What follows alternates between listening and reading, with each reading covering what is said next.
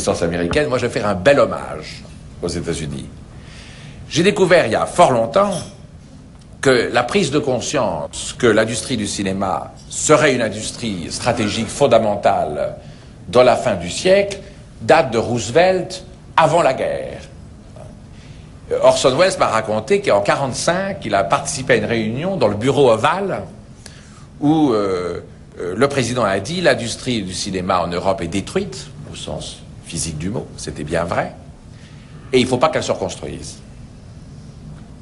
Et c'est là qu'il a envoyé, on oublie toujours ce détail, le secrétaire d'État des États-Unis, qui s'appelait à l'époque M. Burns, qui a fait le tour des gouvernements européens, qui lui dit de vous dire, quand il y avait le secrétaire d'État, était à genoux devant lui, dans l'espoir que allaient tomber des sandwichs et des boîtes de rations, pour dire, ben voilà, hein, l'Amérique vous a sauvé, l'Amérique va vous sauver, l'Amérique va vous nourrir, ce fut le plan Marshall, et vous allez laisser circuler librement les films. Il peut vous dire que ça paraissait même dérisoire. Si c'était seulement ça la contrepartie, ça n'a intéressé personne. Il y a eu quelques petites manifestations en France, mais ça, on en fait pour presque rien. De ce côté-là, on n'est pas autant que le Québec, mais presque autant, Madame la Ministre.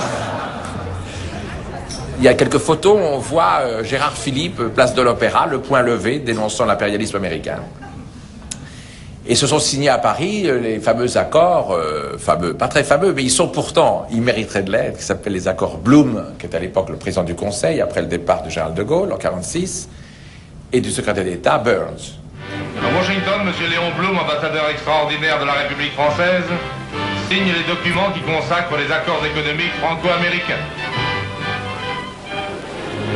Et quand tout est fini, M. Léon Blum et M. James Burns, ministre américain des Affaires étrangères, se serrent longuement la main.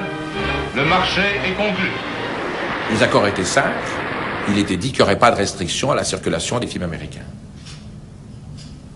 Franchement, je crois qu'à l'époque, on s'est dit, mais comment même, et d'ailleurs, comment aurait-on pu empêcher? Vous imaginez l'image de l'Amérique en 46, 47 en France, ce qu'ils avaient fait pour nous, et d'un seul coup, ce qu'ils apportaient, et il faut le dire, la beauté des films.